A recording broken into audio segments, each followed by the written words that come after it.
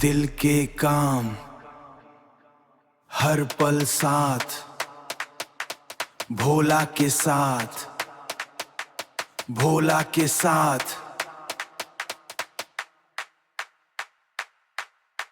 सावन आए मन हरसाए, डमरू बाजे दिल झूमाए।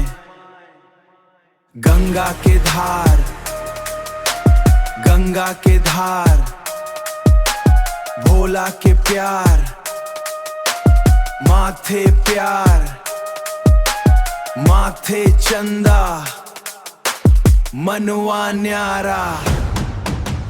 भोला भोला महादेव भोला, महादेव भोला, हर हर भोला, जय जय भोला, जय जय भोला।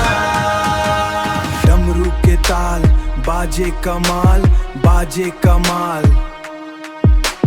भोला के नाम मिलते आराम, मिलते आराम।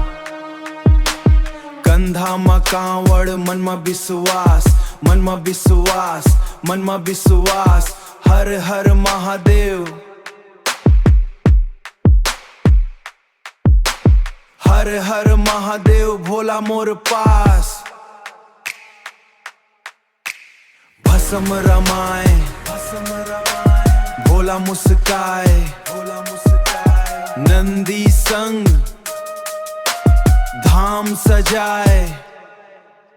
सावन के रात, सावन के रात, भोला के बात, भोला के बात। दिल में बसाए।